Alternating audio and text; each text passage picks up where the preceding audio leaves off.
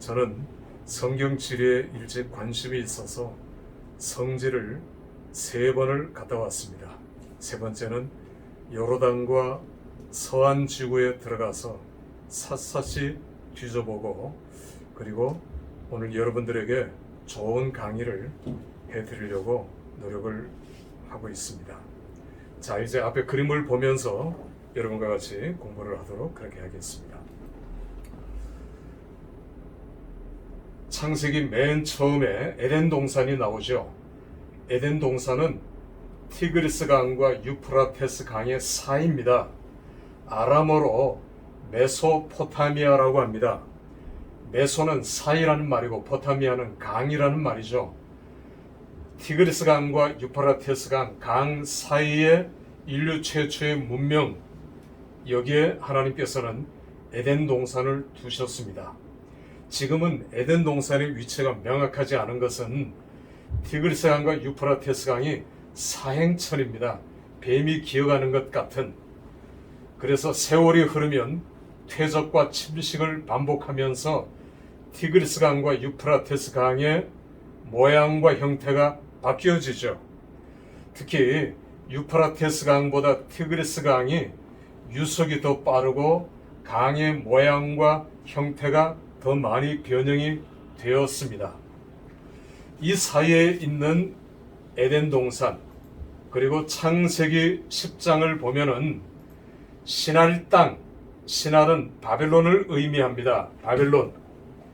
그래서 바벨론 땅에 있는 니므롯은 특이한 사냥꾼이라 했죠.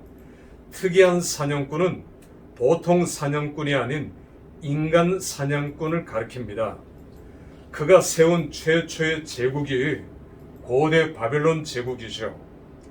우리가 역사를 쭉 이어보면은 니므롯이 세운 고대 바벨론 지역, 고대 바벨론 제국, 그 다음에 아수르 제국, 그 다음에 신바벨론, 그 다음에 페르시아, 헬라, 로마, 오늘 현대로 그렇게 이어집니다.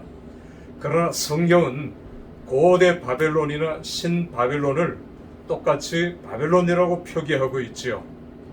그래서 성경을 읽을 때 많이들 헷갈리게 됩니다. 창세기 10장에 시작하는 고대 바벨론 제국, 그가 신할 땅에서 바벨탑을 세우게 됩니다. 이 바벨탑은 고대 바벨론 제국의 가장 큰 유물인 동시에 크게는 3층으로 된 신전을 가리킵니다. 신전. 오늘날에도 지구라트라고 얘기하는 이런 신전들이 50여 개가 남아있는데, 이 지구라트는 첫째는 신전의 역할을 하고, 두 번째는 홍수가 날 때 피난 가는 장소로 급하게 피난을 갈 수 있도록 지구라트들이 흩어져 있는 것입니다. 그러나 가장 중요한 목적은 바로 신전이 되겠죠. 자, 고대 바벨론 제국에 우리는 초점을 맞춰야 합니다. 이 메소포타미아 지역 강 사이에서 인류의 최초 문명이 발생되었고, 인류는 여길 떠나지 않았어요.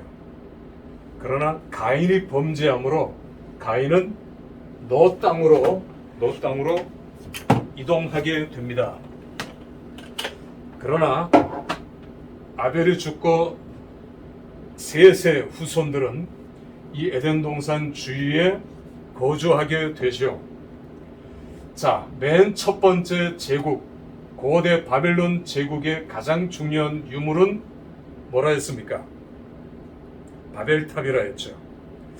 이 바벨탑을 보면은, 자, 우리가 1인칭 복수가 계속 반복됩니다. 우리가 경영하고 우리가 하나님 대신에 인간 통치, 인간 교만을 보여주고 있는 최초의 바벨론 제국이 바로 여기입니다.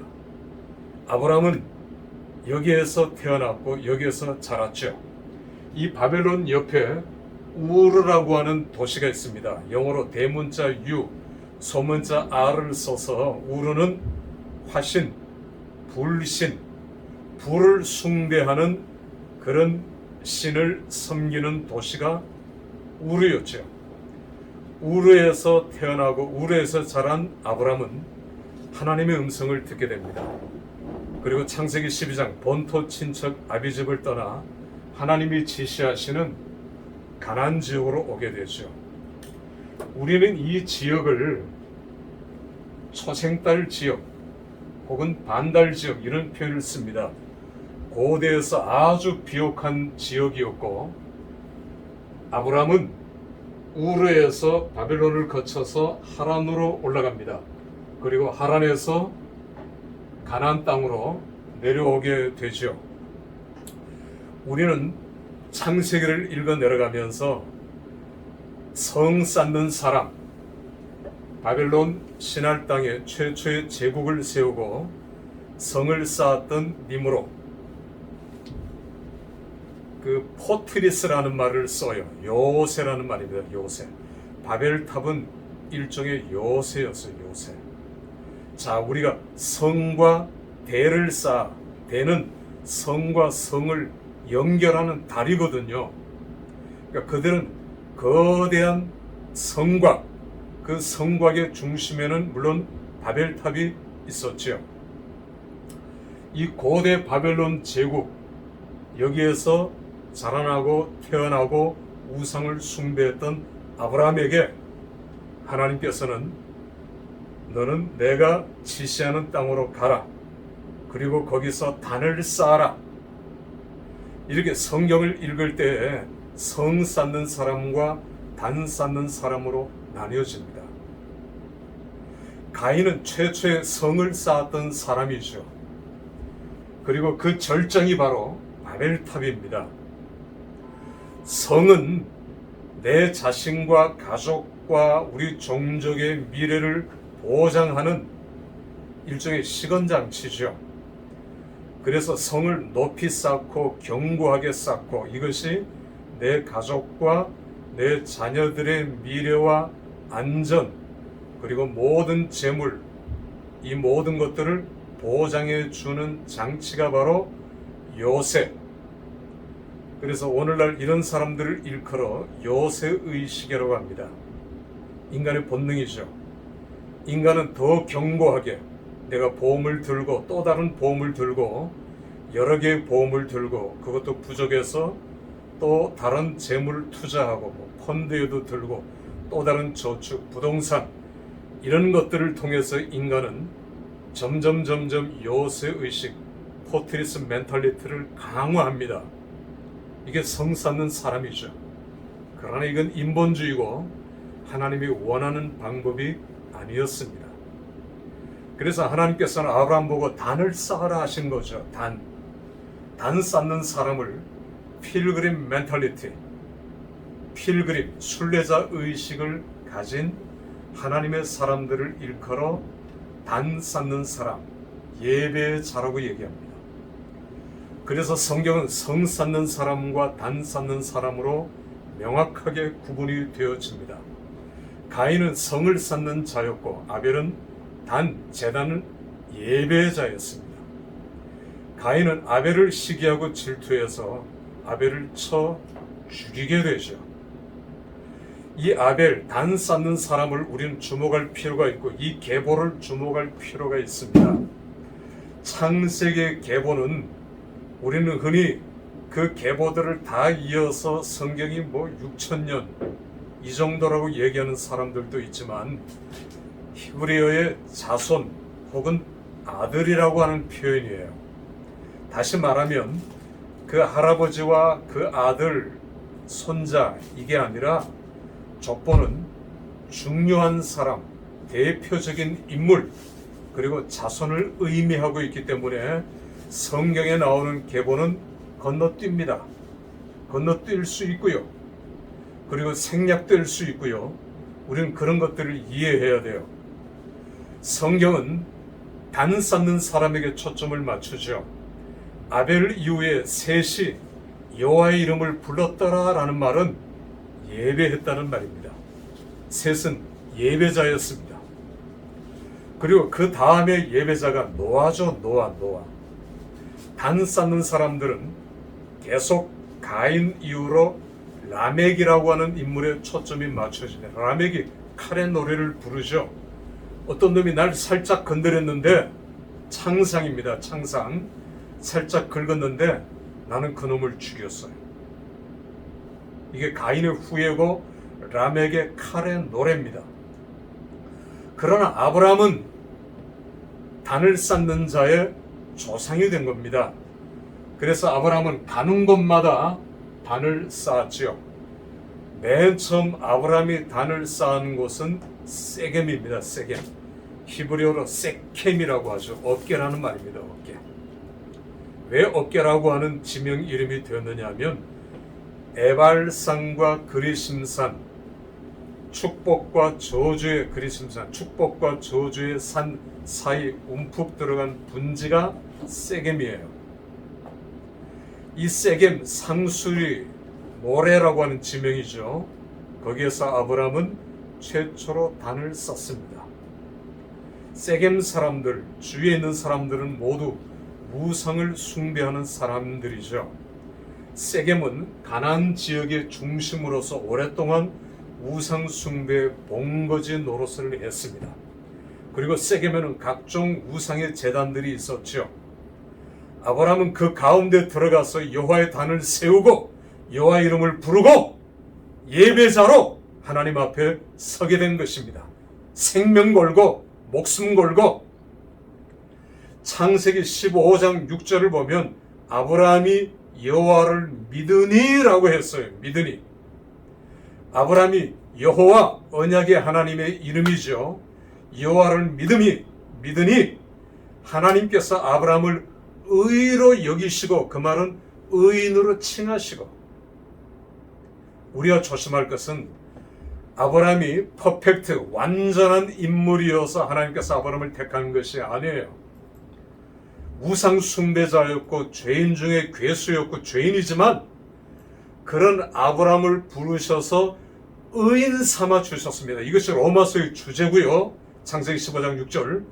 성경 전체의 주제이기도 합니다. 저와 여러분을 부른 것도 여러분이 퍼펙트해서, 여러분이 다른 사람들보다 더 선하고 착하고 의를 행해서 여러분을 부르신 것이 아니라 죄인인 우리를 부르셔서 의롭다고 하셨고 의로움의 옷을 입혀주신 것이죠. 그게 아브라함이고 아브라함의 뒤를 쫓는 의의 후사인 저와 여러분들입니다. 그래서 아브라함은 계속 단 쌓는 사람, 그걸 보여주죠. 가는 곳마다 단을 쌓습니다. 세겜, 그 다음에 베델, 숫꽃, 브엘세바. 아브라함은 가는 곳마다 단 쌓는 사람. 우리는 이런 사람들을 필그림 멘탈리티. 여러분 주위를 둘러보십시오. 여러분은 단 쌓는 사람입니다. 그러면 제대로 단을 쌓아야죠. 제대로 된 예배자, 적어도 예배 생명을 걸고, 예배가 얼마나 중요한가. 그래서 우리의 믿음의 조상들은 카타콤 속에도 들어갔고요, 갑바도기아에도 들어갔습니다. 저는 카타콤을 2번 갈 기회가 있었지만 그 카타콤 내부에 들어가면 양쪽 벽 옆에 무덤들이 쭉 칸칸이 채워져 있어요. 그런데 안타까운 것은 작은 칸이 있습니다. 그 작은 칸은 아이들의 무덤이에요. 그들은 313년 콘스탄틴 대제가 이제 나올 때마다, 콘스탄틴 대제가 기독교를 공인하기 전까지 250년 동안을 그들은 카타콤 속에서 햇볕을 보지 못하고 살았습니다. 900km, 서울에서 부산보다 더 먼 거리, 그들은 굴을 파고 또 굴을 파고 거기서 먹고 자고 한 번도 밖으로 나오지 못하면서도 믿음을 지켰어요. 그게 우리들의 조상입니다. 이게 믿음입니다. 여러분, 제가 레위기 얘기를 먼저 끌어당겨서 조금 얘기를 해볼까요? 레위기에 예배자의 모습이 나오죠. 예배자는 제물을 끌고 제사장에게 제물을 가지고 옵니다. 자, 양이라고 합시다. 평민, 양. 내가 지은 죄를 전가시키죠. 간절히 기도합니다. 또 제사장이 기도하죠. 그러면 레위기 1장부터 이 양을 누가 잡냐 하면 당사자, 내가 잡아요. 그런데 양을 어떻게 잡느냐? 여러분 양 못 잡아 보셨겠지만 양을 어떻게 잡느냐 하면 망치가 있어요. 망치. 그 망치로 양의 미간을 정확하게 가격을 해야 합니다. 그래야 양이 쓰러져요. 죽어요. 혹은 기절해요. 그런데 양의 미간은 좁아요. 사람의 미간도 좁지요. 여러분 사람이라고 생각해 보세요. 망치로 움직이는 막 몸이 뒤틀리는 그 양의 미간을 향해서 쇠망치로 그 양을 인력을 가해서 기절시키거나 죽일 수 있을까요? 그거 절대 쉽지 않습니다. 그래서 망치를 가지고 실제 우리는 이런 일들을 생각해 볼 수 있습니다. 망치를 가지고 가격을 하는데 미간을 내리치는 게 아니라 눈알을 내리쳐버려요. 눈알을. 그러면 눈알이 뻘개져가는 거기서 피가 튀기겠죠. 그러면 당황한 이 죄인은 다시 양을 향해서 미간을 향해서 내리치다가 이번에는 또 엉뚱한 데를 내려찍게 됩니다. 그럼 양은 펄쩍펄쩍 뛰죠. 살겠다고. 얼마나 고통스럽겠어요. 제사장도 당황하고 이 사람도 당황하겠죠. 그렇게 해서 몇 번을 미간을 때리고 옆을 때리고 미간을 정확하게 조절하기가 쉽지 않거든요. 옆을 때리고 또 옆을 때립니다. 그러다가 지쳐버리죠. 그러면 제사장 꼬챙이를 줘요. 긴 꼬챙이. 그 긴 꼬챙이를 가지고 양의 입을 벌리고 목 깊숙이 찌릅니다. 죽으라고. 팍 찔러요. 그런데 그걸 또 한꺼번에 팍 찌릅니까? 이게 손이 달달달 떨려서 이걸 조금만 찌르고 뭐 이렇게 되겠죠. 그러다 푹 찌릅니다. 그러면 양도 펄쩍펄쩍 뛰고 나도 펄쩍펄쩍 뛰고 시름하고 온몸이 땀에 젖고 그러다가 양이 쓰러져 죽습니다. 이제 그 양의 각을 뜨고 껍질을 벗기고 이렇게 해서 제물로 바쳐주죠. 여러분 그게 예배예요. 그러니까 우리의 예배에는 이런 처절한 회개가 있어야 된다는 것이죠. 그게 없잖아. 우리의 예배는 너무나 형식적인 예배예요. 여러분 제가 얘기한 양 잡는 것을 상기해 보셔요. 예배는 그렇게 힘든 거예요. 그러니까 고통스러운 거예요.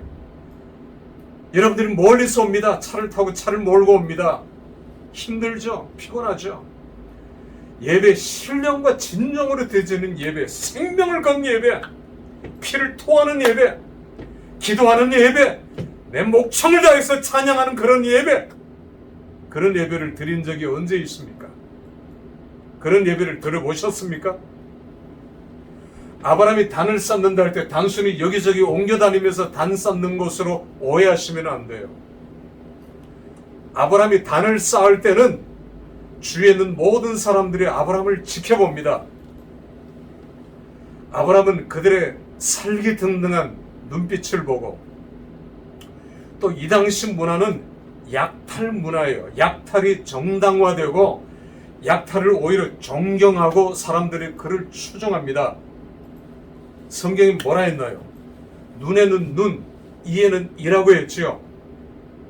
이거는 보복법이 아니라 사람들은 잘못 해석해요. 보복법이라고.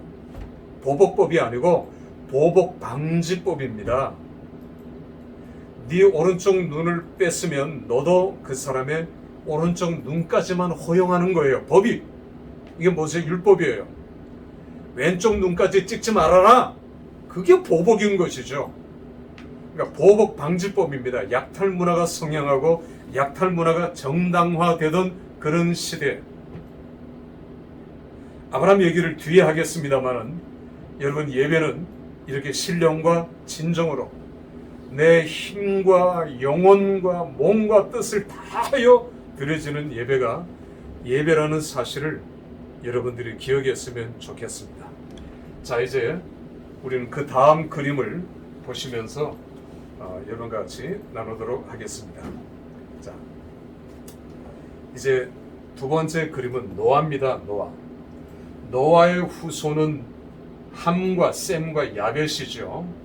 이 붉은 글씨로 된 지역이 셈족이고요. 함족은 이쪽에 있습니다. 함족, 붓. 오늘 이제 이디오피아가 붓이고 미스라임, 야벳은 유럽입니다. 여러분 문화 인류학적으로 보면은 셈과 함과 야벳의 후손들이 셈은 점점 동쪽으로 가게 됩니다. 우린 셈족이에요.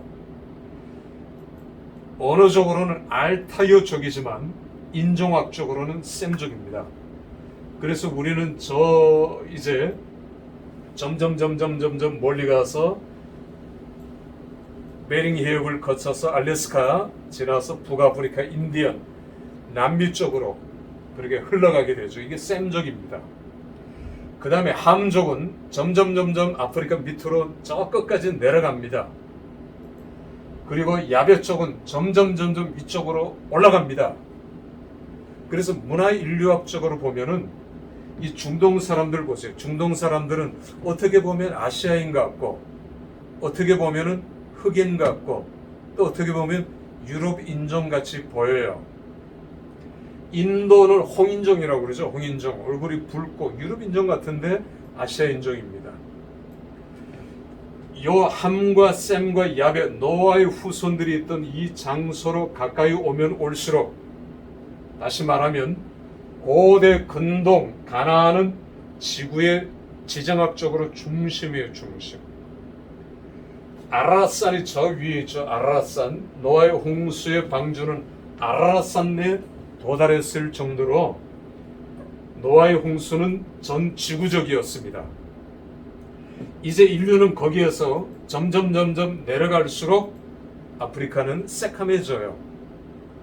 유럽 인종은 점점 위로 갈수록 키가 크고 피부가 허해져요. 셈족은 점점 저쪽으로 갈수록 오늘 동양인들이 되어져 갑니다. 남미 사람들이 키가 작고 더 동양인이고 이쪽으로 오면서 조금씩 달라지죠. 이게 문화인류학적인 측면에서도 그러하고요. 노아의 자손들이 이렇게 흩어지게 되는 것입니다. 처음에는 여기저기 이렇게 있던 셈, 함과 야벳이 점점 흩어지게 되는 것을 보게 됩니다. 이렇게 해서 노아의 후손들은 셈, 함, 야벳으로 나뉘어지는 것을 보게 됩니다. 여러분 제가 팁을 하나 드릴까요?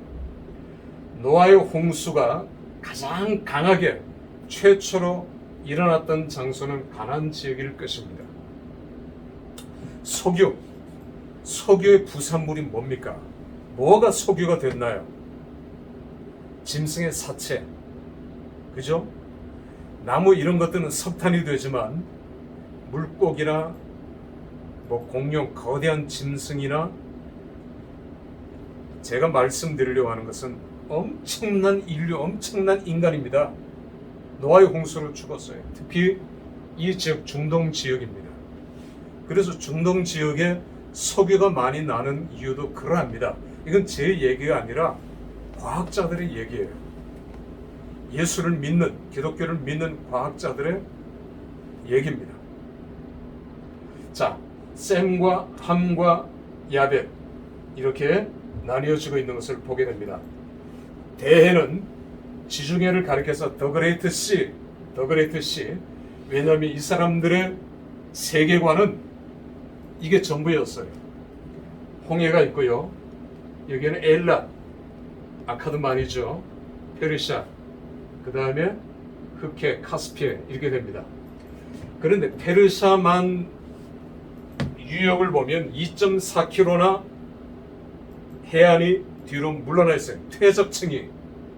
다시 말하면 전 세계 곳곳에서 홍수가 일어나는 흔적을 볼 수 있지만 가장 큰 홍수예요. 왜냐하면 유프라테스강과 티그리스 강에 위에서부터 흘러내려오는 그 양이 어마어마한 것입니다. 퇴적층이에요. 자, 다음 그림으로 우리 한번 넘어가 보도록 그렇게 하겠습니다.